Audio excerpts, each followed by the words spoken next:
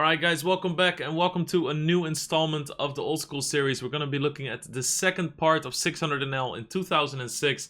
We saw some crazy pots last time, some big overbets, some questionable raises, and also some payoffs where we probably shouldn't always pay off, but every time we look at the opponent's hand, we're pretty surprised. So let's dive into the action, and immediately I see that I kind of spoiled the 25th hand, so unfortunately this installment is going to be only 24 hands.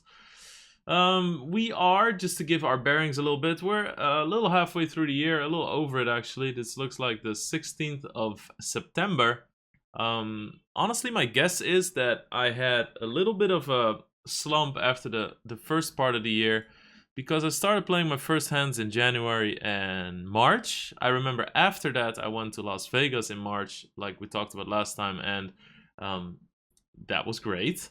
And I started playing really high after that, so I might have had a downswing, which causes me to play a little bit more in the later stages of the year, but it's pretty evenly spread. I think that 3-6 is something that I always just grabbed a few tables if I needed them, if there wasn't anybody playing, you know, because usually the higher the stakes, the less tables there are, so you could always find action on 3-6. So that's what we kind of dropped down to play a lot. Thank you guys for commenting and everything and liking the videos. I really highly enjoyed that. I replied to most of the comments that were there. Pretty good flop for ace king here. 3-bet size is good. We're deep. Could make this 72, 78. Little things, little differences definitely matter. Alright, we're gonna pay him off and we're gonna oh man. Boy, I have no idea. This seems like a very aggressive line with Queen Jack. I mean, what is this? What is this? Bill J? I'm not entirely sure. I'm not even gonna. We're just gonna see what happens here, guys. And oh, that sucks. So the question really is here that you need to ask yourself in this spot. How often does he do this with a worse king? I think it's pretty unlikely somebody does this with a worse king. Yeah, I don't necessarily like this too much. It's kind of a sick spot though, because you feel like you're playing way too tight if you fold here. But there's no flush draw on the flop, which makes a big difference.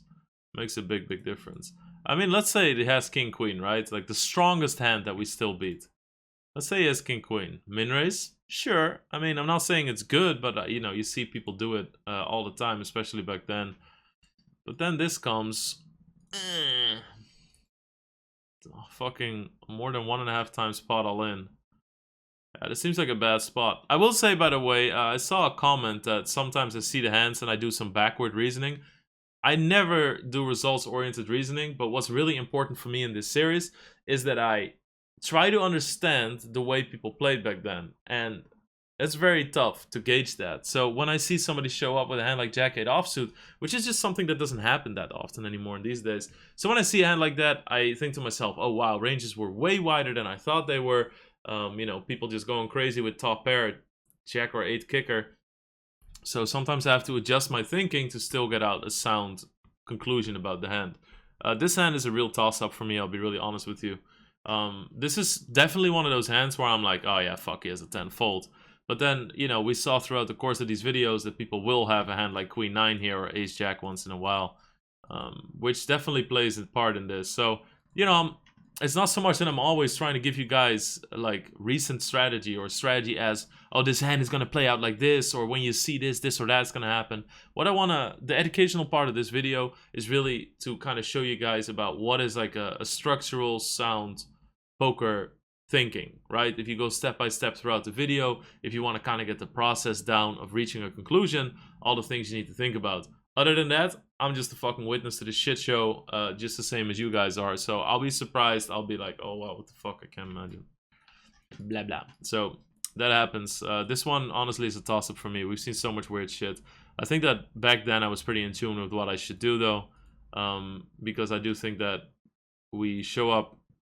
Like, we do a lot of stuff that's surprising, but that just works out for us, so... Wait. Didn't we see this hand?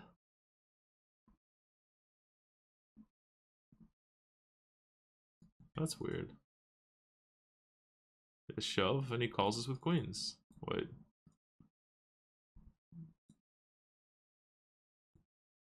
Alright, maybe it's just a one-off or something. That's weird. That is very strange. I see a lot of other hands and I don't really recognize any of them, so... Wow, I see some questionable holdings here, so that's gonna be fun to watch. Wait. Okay, so we'll just go through them. I think that's, if it's one hand, it doesn't really matter. Alright, so 18, I like this sizing, guys. I like this sizing. Especially because it's short stack opening, which means that, you know, you don't have to raise big at all. But there's multiple people in it, so normally you would make this like 60, 54 probably, or 50 against this stack. And we make it a lot bigger because there's more people in. One of them has a very big stack as well.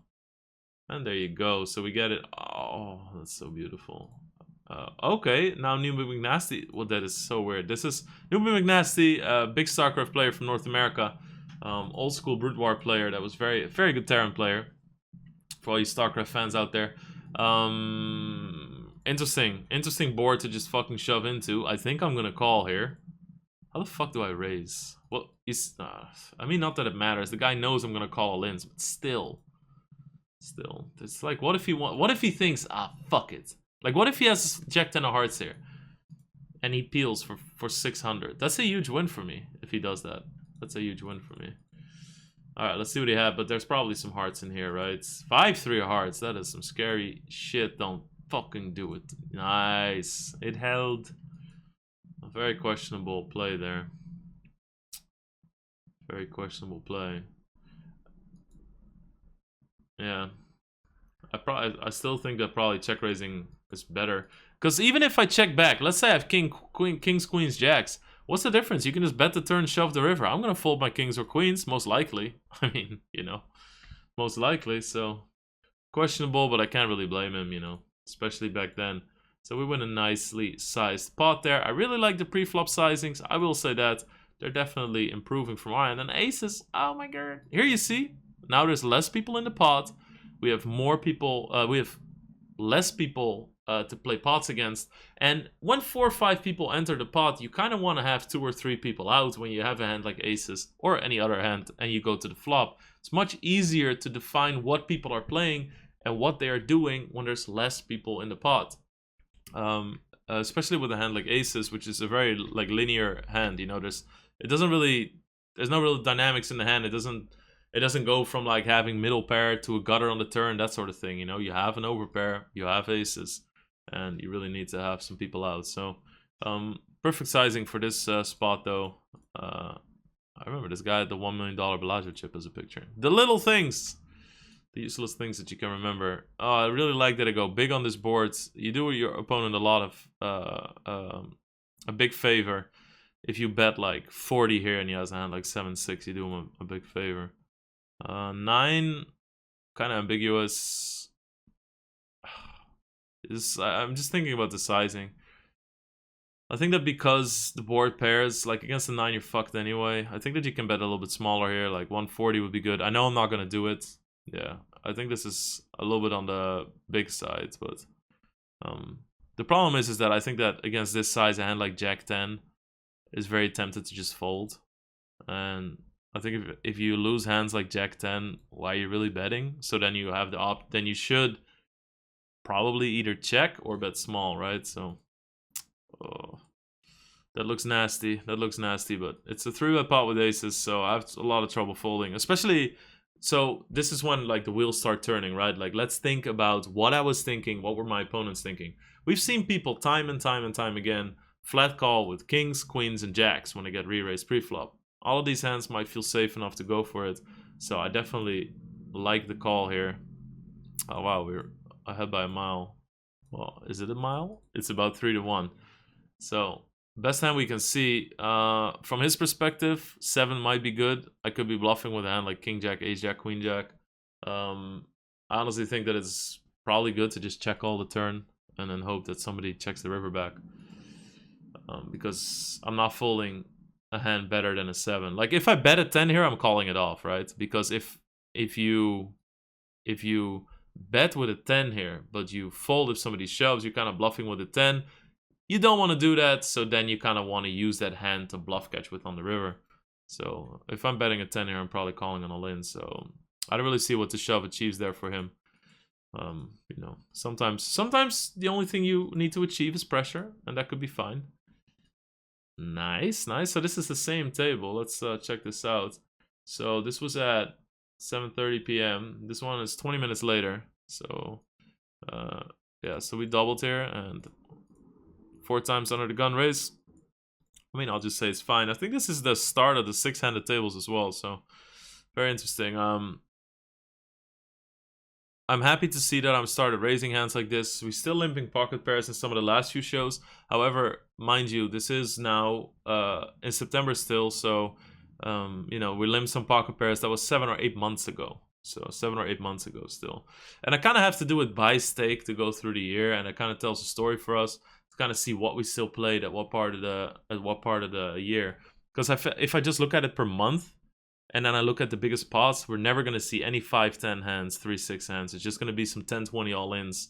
Because, you know, like, even if you could play a super interesting 5-10 all-in hand, if I just rank the pots by size, then some fucking aces versus kings hand from 10-20 is still going to rank higher. So I think this is the best way to find, like, the different stakes and the different way people play on those, and also find interesting hands.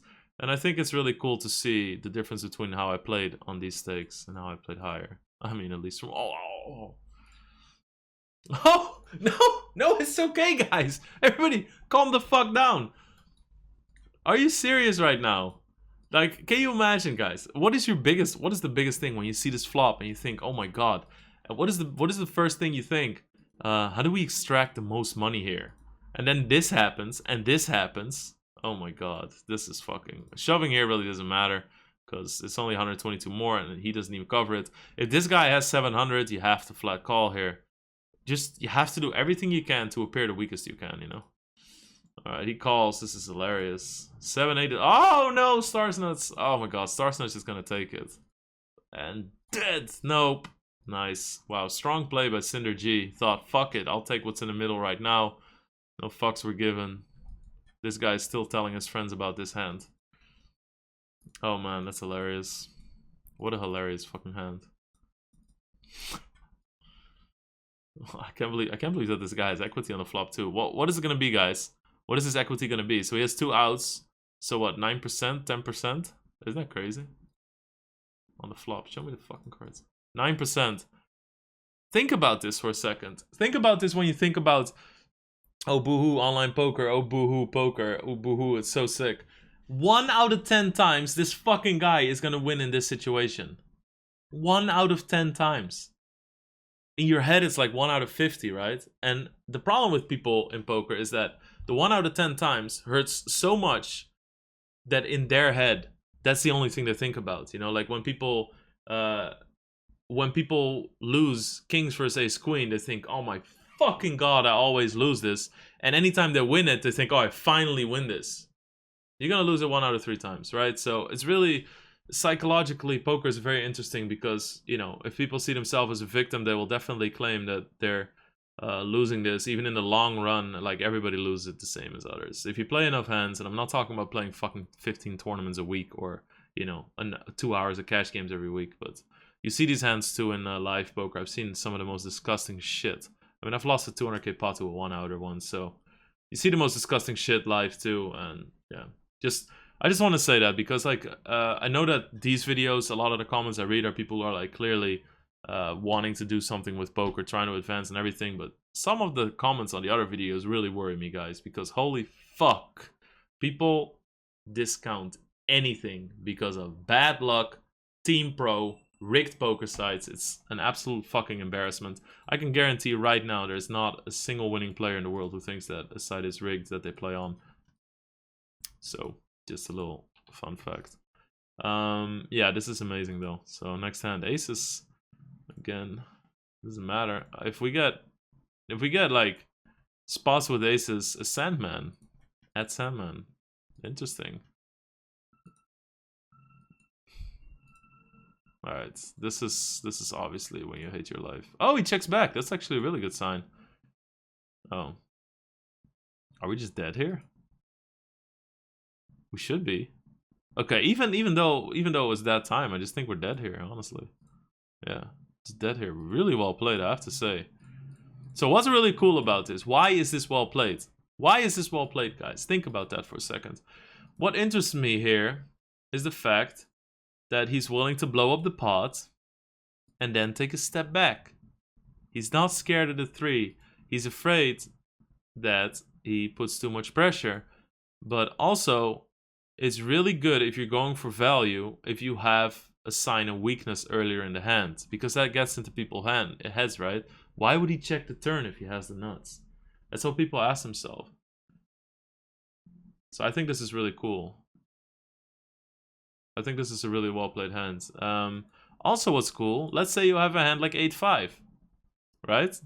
Or even fucking 5-4 or something. You could raise the flop.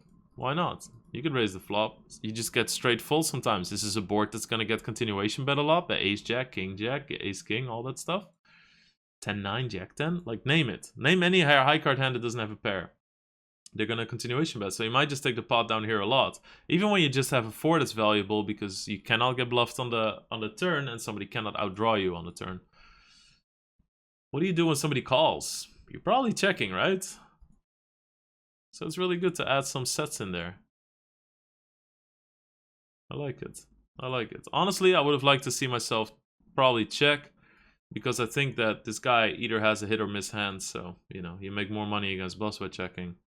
Or a bet calling, I guess, but it's a little less likely. I don't know. I guess I put myself in a little bit of a tough spot there.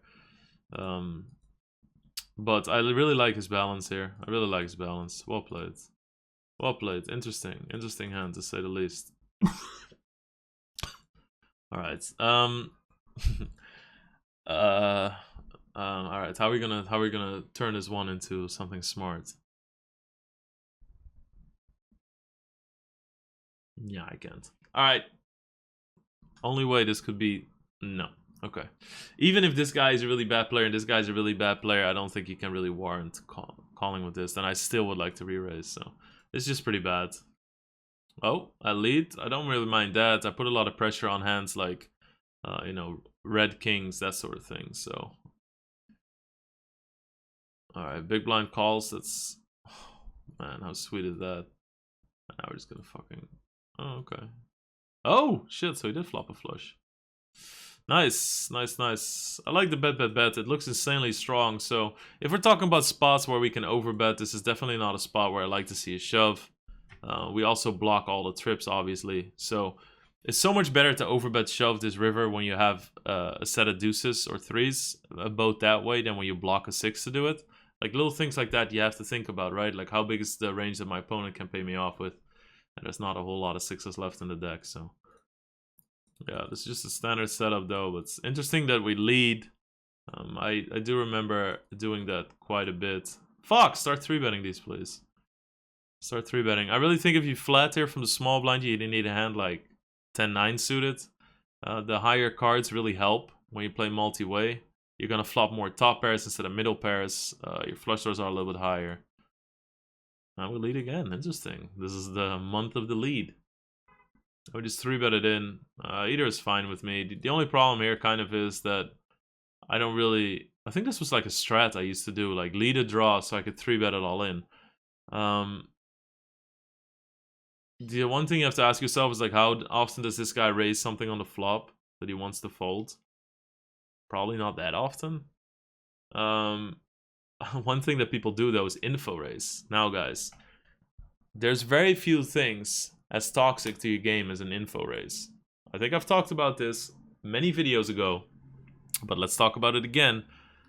Info raising is very bad, because if you think to yourself, I have Queen Jack on this board, I'm gonna raise to see where I'm at. Like, what if you have some crazy psycho from the northern parts of Sweden that just fought a bear outside and he has 10-7 of hearts and he just thinks, you know what, fuck you, and he shoves. Now, is this the information that you want? Like, you're gonna use that information and say, oh, he must have a hand. But you know what? There's bluffing in poker, so people do not always have hands. So do not raise for information, you raise with a purpose. And it's still fine to raise these in hand and then fold when people 3-bet shove, but there has to be a purpose other than, let's see where I'm at. We don't do that shit. And people do it all the time. So that could definitely be one of the reasons why this is good, because there was a lot of like shitty TV pros that back in the day were writing all these strategy books and they were talking about the info race all the fucking time. It's probably one of the most embarrassing strats that I've ever read about. This guy doesn't give no fucks though. And I can understand why. Spadaru. Fuck. Alright, these are big pots. I mean, it's like, you know, obviously it's 300 big blinds. One to have buy-in, won or lost whenever you win these hands, but it's cool to see. I really like the fact that we're advancing in the poker world. So I kept some, probably gonna flop a set. Yeah, I kept some set hands in because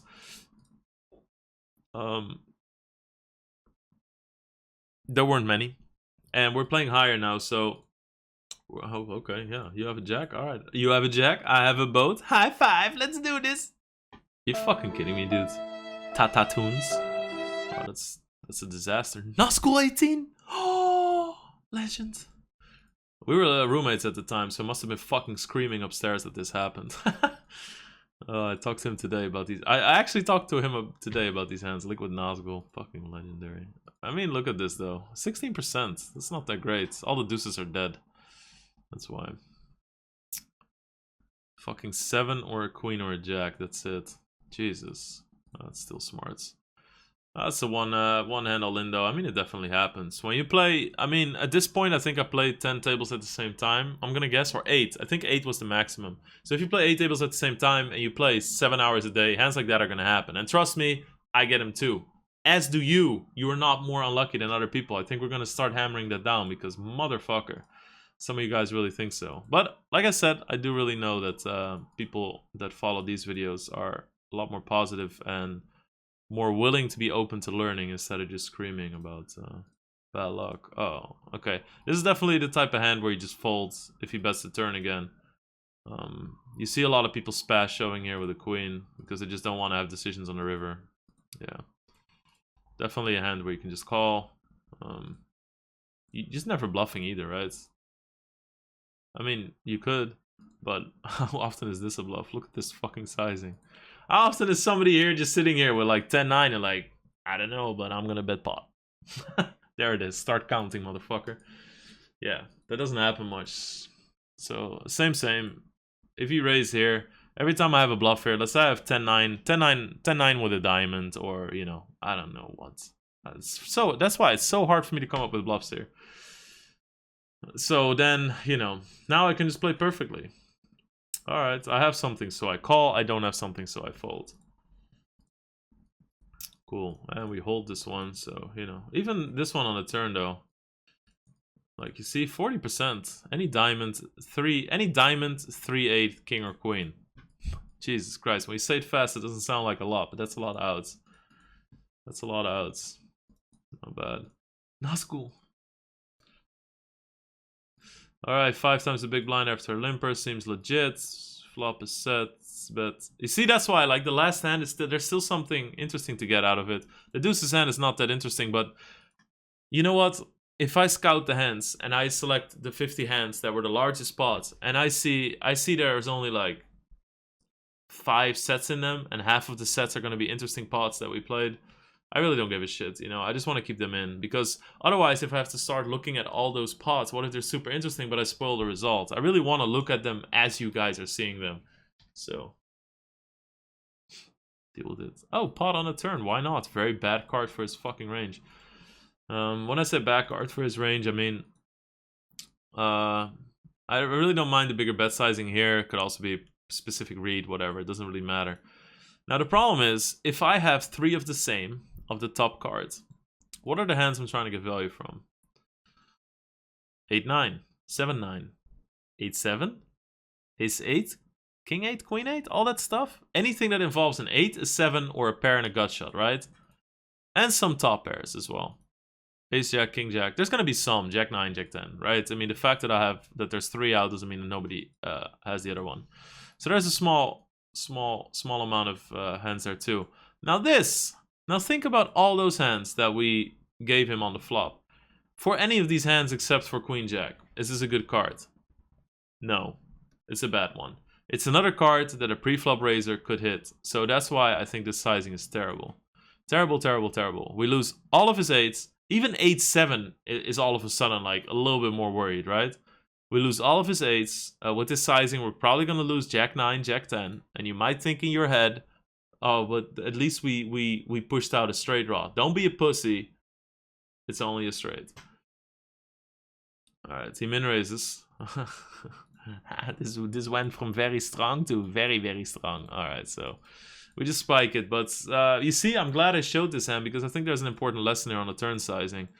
If we have a huge range advantage and we block like fucking 90% of the hands that are going to pay us off, we should lower our bet. We should lower our fucking bet. Just bet 90 here. Works much better. 110 works much better. This is just way too strong. Sad story for him though, but Pimpo-yo, okay. Calm down. Tata Toons seems like a regular. Let's get this fucking thing on my screen. Tata Toons seems to be a reg. Suck out queen, action pad. Those are all names that sound familiar, but I can't really say anything about it. Nut flush draw 75. Fine sizing. Shoves.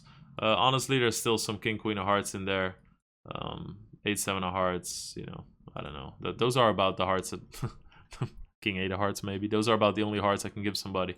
So this is often enough going to be a set of 4s. But yeah, I just don't see myself ever folding here. So we call. He calls as well. That's a problem.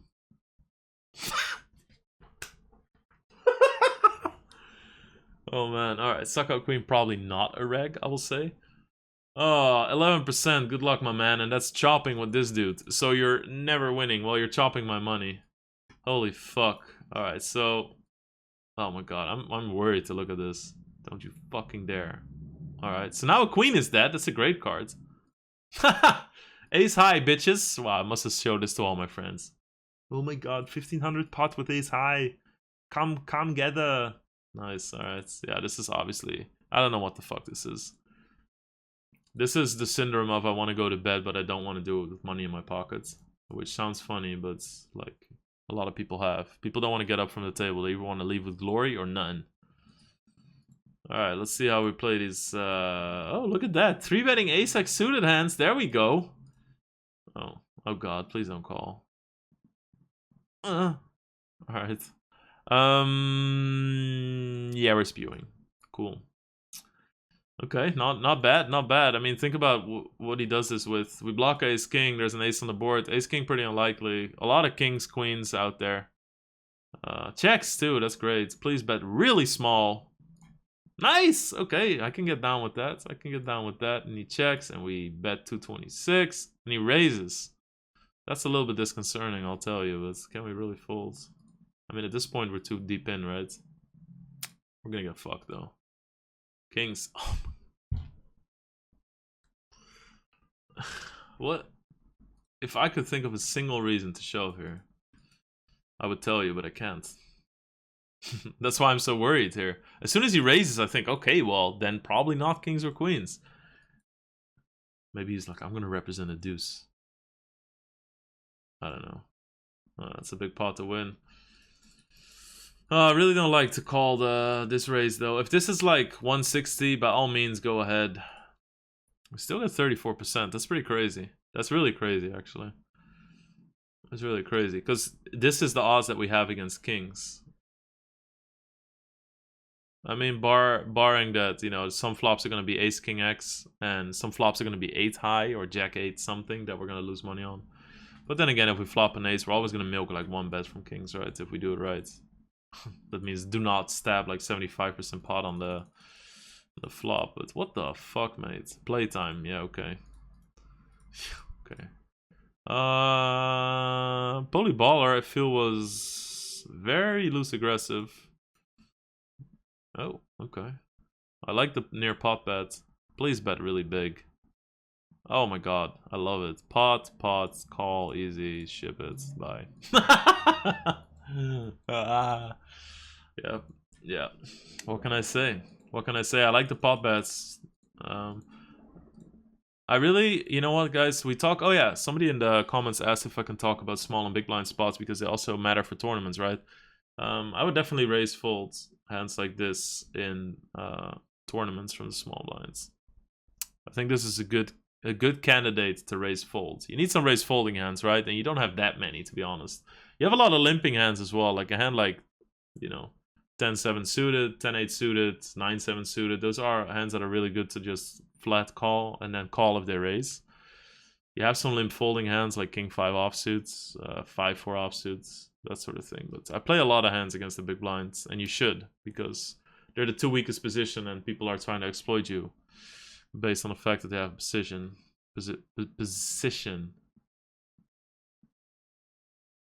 Fuck. Alright, so I like the fact that I bet pot. Kind of overcomes the positional disadvantage. Holy fuck, we've said a lot of hard words today. And then again, too, very dry boards, just very good. I don't mind the shove either, honestly, but probably a little bit better to flat, to be honest. Probably a little bit better. Oh, God. I mean, I already know that I really liked playing anything suited at a certain point. I mean, we played fucking on big game and high stakes poker, and we'd raise hands worse than this on worse positions on stakes that were much higher, so. Nobody. 54. Are we just gonna ram it in? No spit. Alright, I don't mind this. Oh, okay, yeah, everybody. Alright, party. Block party over here at table 5. Set of 9s. Kings. 10 jack. I just want to look at pre-flop. How the fuck these guys played their hands. Oh. It's debatable. It's not that terrible. I mean, this in these days, back in those days, definitely a flat call. But in these days, this is a clear 3-bet. And this is... It's not good, my friend. 63. 1%. Wow, great stuff. Because he fucks him out of all the kings. Leads with the 10 jack. Thinks, oh my god, here's my flop. This is the moment I've always dreamed of. Kings think, oh my god, slow play paid off. No ace. And he thinks I have the stars nuts, y'all are crazy. And of course, the European pleb thinks, fuck you guys, I'm gonna hit that. What? What? What a turn! Look at you with your 3%, but then... Oh, there's only one king too. That's so crazy. That's so good for him, but then it's the only way he's gonna win. His equity goes from 1% to 15.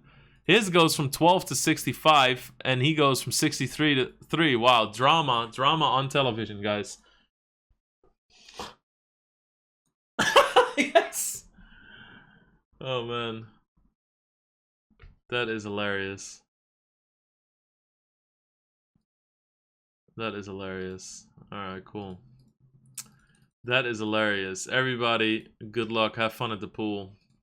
I'll be over here chilling. Nazgul, really cool. Really cool to see the name. Oh my god. I had such an ego, guys. I had such an ego. You see, it's getting darker in my room too. Getting darker, but I don't really know what to do about it. I could like open my cam settings and be super try hard and do like, oh wow. Oh wait, this one. So good. All right, so it's on 60 FPS. No, it's not. Because this fucking piece of shit cam can't do that. I'm gonna order a new webcam, by the way. I'm not ready yet to have like some Canon video 2000 camera streaming full time. My cam is too like, my cam is always like smaller size, right? Because of the stream, so. Alright, so like I said, I played with a lot of ego. I guess I still do sometimes. It doesn't mean that you're like an asshole. It just means that you're a little bit too competitive. That's a very good way of saying it. Yeah, of course we peel, which is, you know, one of the worst hands to do it with. Even if you flop a queen, you're kind of scared.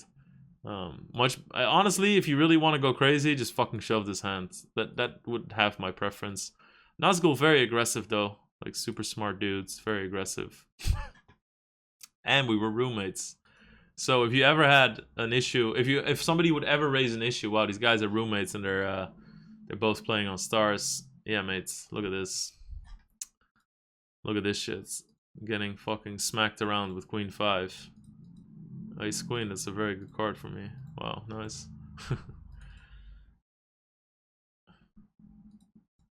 But I'm actually... Fuck, I don't have my phone. I was gonna record a video for him to send it to him. Like a stack of fool. Alright, so very standard stack off by him though. There's spade draws and flush draws on the board, so all-ins become much weaker, which is the reason why I do it, you know. If this is queen 5 deuce, I'm probably queen 5 deuce rainbow, I'm just flat calling. Because there's less reason for him to pay me off lighter. I always get very sad when I see hands like this. This is a fold, by the way, guys. I know that you guys think the more people in the pot, the bigger the chance I'm gonna win a big pot, but in this case, it's actually the bigger the chance that you're gonna bleed some money on an ace-high board and not get anywhere. I poker there. I think that he ended up being Hasib Qureshi or something on full tilt, like big heads up pro. Kind of a weird dude though. He wrote like that whole emo. It was kind of fun to read, like what it was like playing Isildur and stuff. Yeah, that was a fun read. He had some like other emo blogs. Hello. This is good. This is good. You know why this is good? Because this gives you a lot of leverage when you have some weaker hands here. It's better, a little bit better heads up, but it's a little bit better if there's a flush draw. Because then it kind of works. You can think of a weak range that this works for, right? But there's a big chance this is going to get checked around on this board, so we kind of deny people their free cards. Now, we're in the big blinds. We're most likely out of anybody to have a 5, right? Because we can defend most, like, he's much less likely to have like 5, 6, or 5, 5, 4, or, you know, 3, 5, as much as I do. Less likely than Jesus Christ. 486 pot bets, pretty big. I would have gone for something smaller, but apparently this worked, so it's good. He had ace jack, wow. Non-believer. That's what we attack this guy as, non-believer. Mayor of fucking station town. Fool me twice, also big regular. Definitely flat there. You can also use it as a 4-betting hand, but strong enough to flat call. I think that the funny thing is, I think a lot of people called me very spewy. Very, like, way too loose to call these. But these are all hands that now work out perfectly. I would just call here, honestly. The problem is, like, what is the hand that you beat most of the time that they're gonna have here? King, queen, ace, queen, right? Yeah, unfortunately they fold when you raise, so I really like the flat call here. The turn is a jack. I think you can just call a check. I mean, a block. If I hit an ace, it's good for me. And king and queen, I don't care if they're diamond or not. So I think you can just check. I think, honestly, think that you just push out all the hands that you lose to, but now we can check raise all the hands that beat us. So I think we're just fucked here now. Obviously gonna call with all...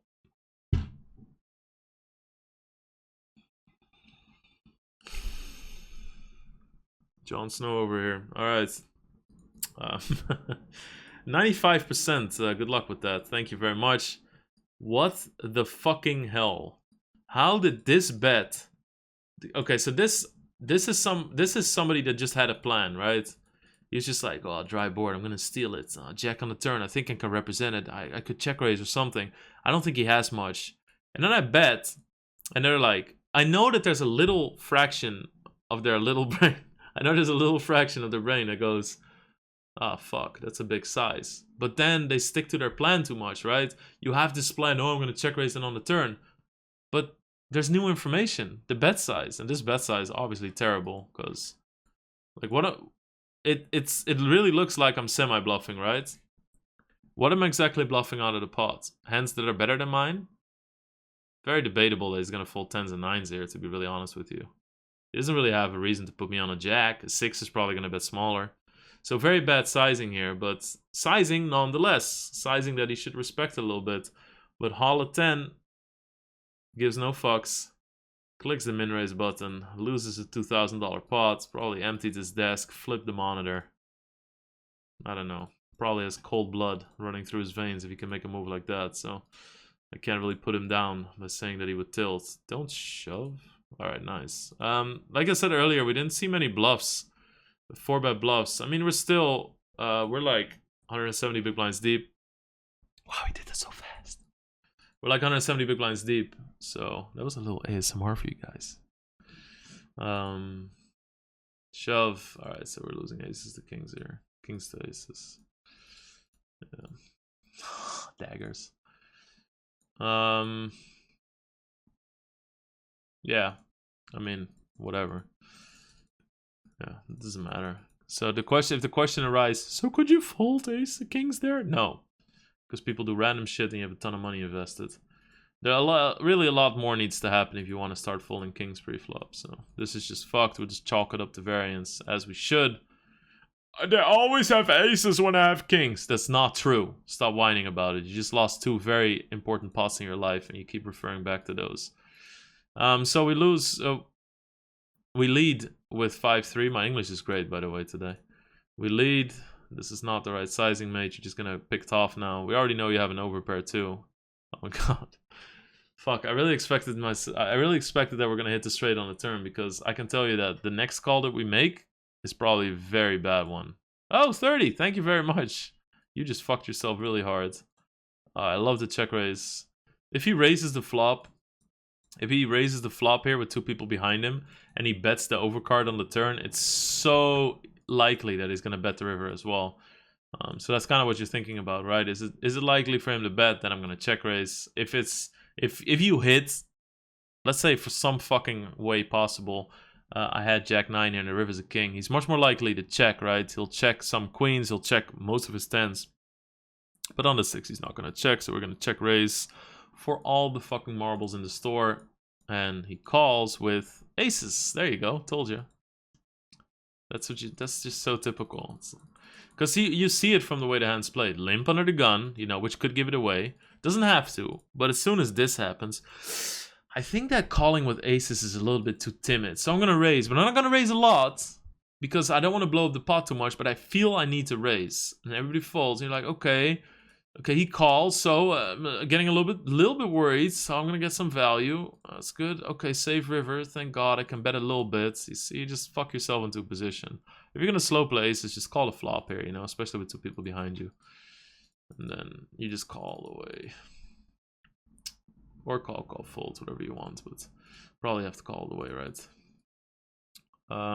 So good spot to definitely to check raise there. Again, very easy call. Very easy call. Just, yeah. Oh my god, wow, flop of the fucking world or what? Open hand switch flush draw. That had like a mythical sense whenever you played No Limit Hold'em. When you have this, you just know it's as good as a set. It's the best fucking semi-bluff you can make. Because it has the most outs of all the semi-bluffs, right? It's a flush and a fucking straight draw. What are we gonna get felted by? Let's look at pre-flop equity. 22% is not bad. That's like worst case scenario, right? I mean, it's more than fucking than having pocket 8s. Obviously, it's harder to play post-flop, because you have to really worry about the fact that you could lose some money when you flop a 10. So 8s is easy in that regard, because usually when the pot gets big when you have 8s, you're gonna flop an 8. So hot and cold equity is not something that you should look at too much when you compare hands. Oh, how the fuck now we lose kings? Jesus! Well, we still have the king of diamonds on clubs. Yeah, that's just unfortunate, but it's the way of things. Now this is where I get worried again, because I look at the table, I look at the position, I see that I have one of the shittiest fucking hands you can have. I think this is one of the biggest trap hands for people, is ace x offsuits. I'm Holo 10. Wait, Holo 10 was the ace queen guy. All right, so maybe we have him tagged as a super nutcase, right? Still probably not the hand to attack him with, because if somebody... Let's look at the ace queen hand. Sorry guys for the little disco you see on your screen here. This is the ace queen hand, so this is the Holo 10 guy. If a guy is willing... if the guy is willing to do this, then this is not going to scare him much. But, I mean, I really think that 6-5 offsuit is better than this hand to do this with. But here we go. We just really isolated a fun player that we really wanted to play against. Obviously, we're going way too deep here. What are you doing? Okay, guys. You simply cannot. When is this? This is 14th of December. When was the other hand? So let's gonna find them. The other hand is 14th of December as well. Wow, this was a very volatile session. So look how crazy this is, right? Like, think about this for a second. So 1, 1, 1. Oh my, this is all from the 14th? Okay, so out of like 50,000 hands, 7 or 8 of the biggest spots that we played that year are all on the same day. Wow. This is 1.5 weeks before Christmas. Jesus Christ. Alright. So, against people that are super crazy, you do not want to float them. Floating means calling with nothing to take it away on a later street. Because this fucking guy isn't gonna let anyone take anything away from him. You understand what the thinking error is there? You float people who are too tight on further streets. Crazy people, you leave the door open when you have something really strong. Or, you know, this is just not. 800s. Oh dear lord, this just hurts watching. Oh my god. 500s. Alright, piss your fucking money away. Ace king. What a value bet too. This is just a tragic example of getting sucked into a pot where you just don't have the discipline to step away from it and wait for a better situation. I'm not tired, guys. My eyes are bleeding. I'm just rubbing the blood from my eyes.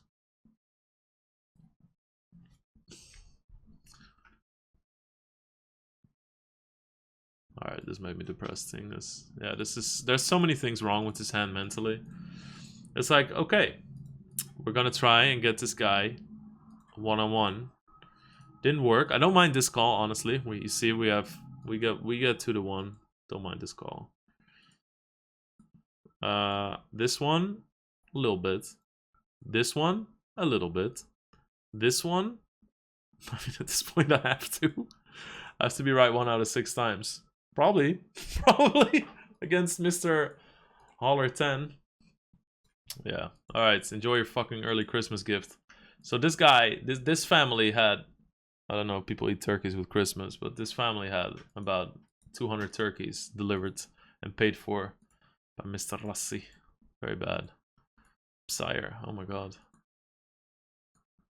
Oh, that's a StarCraft guy too. J Bizzle 8, I think, was a big regular for a while. Don't mind the flat there. Definitely 3-bet though. I really like playing it as a 3-bet more. 108. Are we gonna do something? Oh my god. Absolutely don't mind this.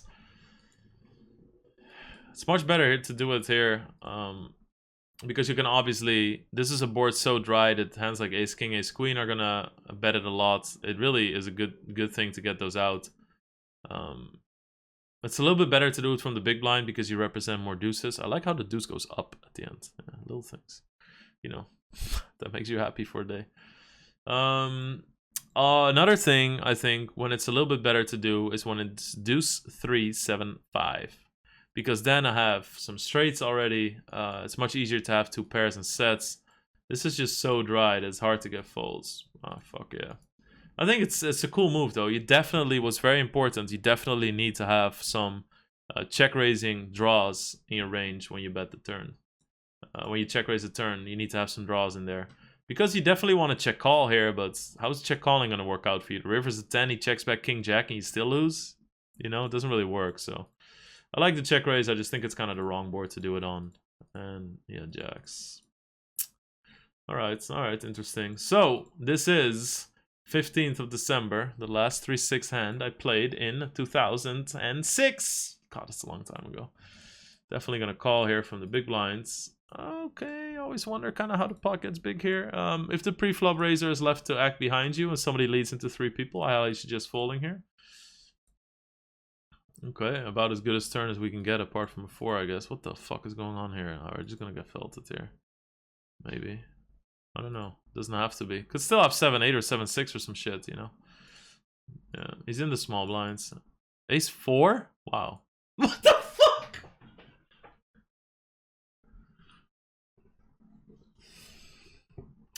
I can understand why I only play 1 hand on the 15th. The 15th is a dark day. This is a dark day in my history. Wow, Mr. Bomb 888 doesn't give no fucks. How the fuck? How many of these hands are so fucking spewy? Well, he had a 3 as well. He had a 3. 16%. You see, guys? 1 out of 7, he wins this. Isn't that crazy? 1 out of 7, or 6 even. 1 out of 6 hands, he wins this. Honestly, that's crazy to me. That's crazy. Fuck, man. How fucking sick is that? Alright, that wraps up this episode. Keep watching. I still have some stuff to say, you know.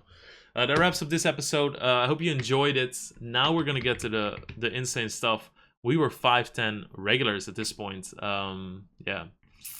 It's really cool. So I played about 330,000 hands of 510 in 2006. That is oh,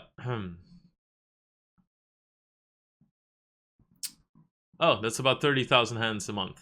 That's a lot, actually. 30,000 hands a month is a lot. So that's 3,000 hands, or 1,000 hands of 510 a day, mixed in with all the other stakes. That's a lot, I would say. That's on average, every day playing, no days off. So if you play half the days of the year, you play 2,000 hands. And that's probably on 8 tables. So I used to grind a shitload back then. Really gonna be interesting to see all the big pots. I hope you enjoyed it, as usual. Please press the subscribe button if you want to enjoy the videos, if you want to support the channel, if you just like what you see. You know, it's very easy. Click the like button. Please drop a comment if you think something about this, if you think something about the strategy, if you think something about how the strategy plays in today's games. Anything. I'm all open for the communication. Yeah. Also, if you want to see me play live, I would highly suggest checking me out on Twitch. The link will always be in the description. We go over every tournament live. You can ask live questions. You can just participate. If you don't have a poker community, you want to be part of one, then I highly suggest joining that. And I would love to see you there. Give me a shout that you came from YouTube, whatever. If you saw a video, you know, it's very interactive. I stream 9 hours a day when I stream, so it's gonna be cool to see you guys in there. And much love. See you guys next time. Thank you for keep giving me feedback about this. And yeah.